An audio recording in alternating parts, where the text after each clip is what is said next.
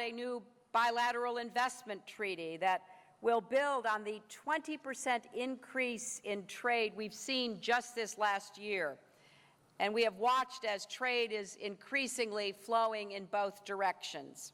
We have new initiatives linking students and businesses and communities, and one of my personal favorites is the Passport to India, a program designed to bring more American students to study in India to match the great numbers of Indian students that come to America to study, because we want to create those bonds between our young people and our future leaders. We also consulted on the work we will be doing in the months ahead, strengthening our joint fight against terrorism, boosting our economic ties, completing our civilian nuclear partnership, and deepening our defense cooperation. We think this work is very much in the interests of both of our countries and both of our peoples. But I came to Chennai today to discuss in more depth publicly two issues that we discussed in our official meetings in New Delhi. And they both are about India's growing leadership role in the world. Because today India is taking its rightful place in the meeting rooms and conference halls where the world's most consequential questions are debated and decided. And President Obama recognized this when he said that the United States looks forward to a reformed United Nations Security Council that includes India as a permanent member.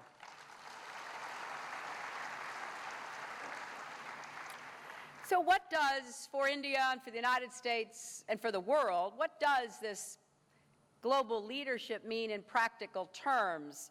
And what does it mean for the relationship between the two of us? Well, for starters, it means that we can work more productively together on today's most complex global challenges. For example, to advance democratic values, the world's oldest democracy and its largest can both support the democratic transitions taking place in the Middle East and North Africa.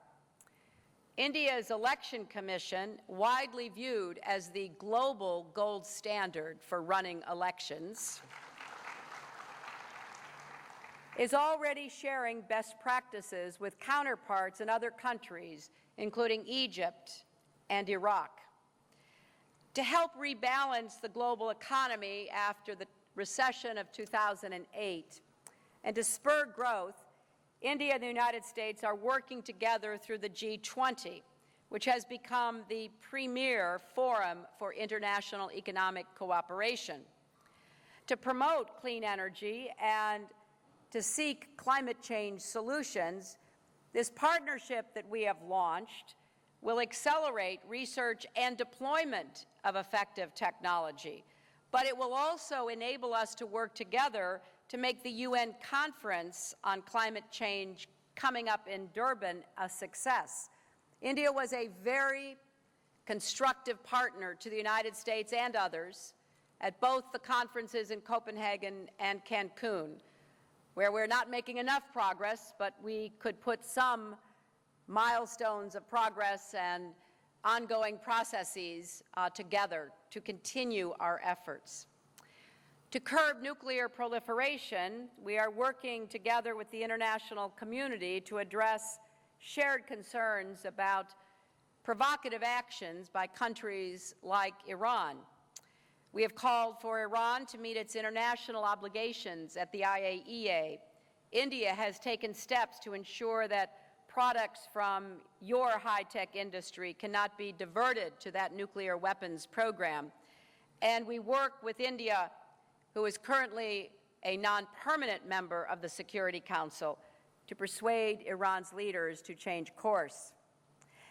And to promote sustainable development, the United States is encouraging India to share broadly its expertise in dry field, drought-tolerant agriculture, and to apply other lessons about how to lift millions of people out of extreme poverty.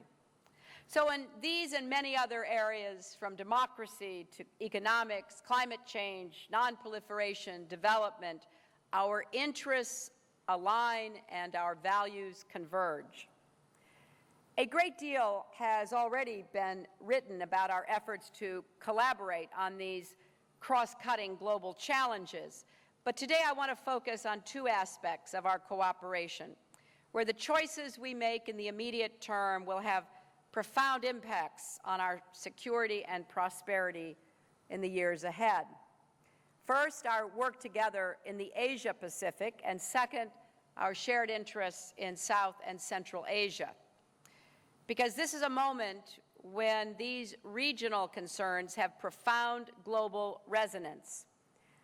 And as I discussed them in depth with officials in Delhi yesterday, I'd like to explore them further with you today. And let me start with the Asia-Pacific.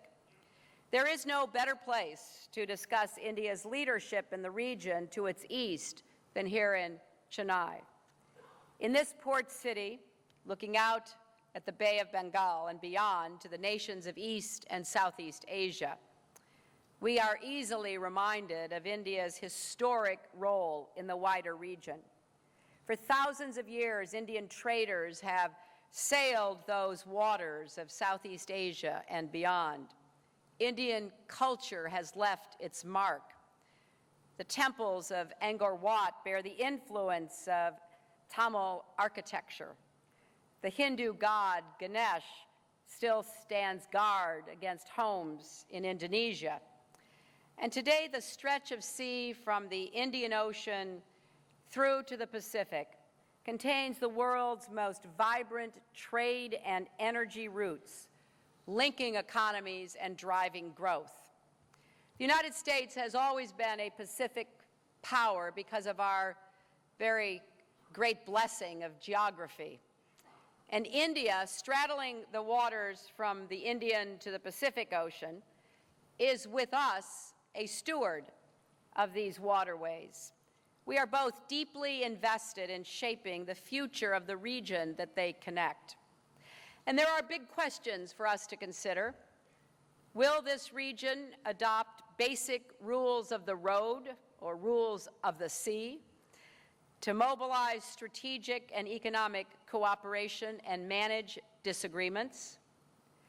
Will it build the regional architecture of institutions and arrangements to enforce international norms on security, trade, rule of law, human rights, and accountable governance? Through its Look East policy, India is poised to help lead toward the answers to these questions. And the United States believes that is a very good thing, because we believe our vision for the future are very much similar. We both wish to expand economic ties. The United States is pushing forward on comprehensive trade deals like the Trans-Pacific Partnership and our free trade agreement with South Korea. We are also stepping up our commercial diplomacy and pursuing a robust economic agenda at APEC.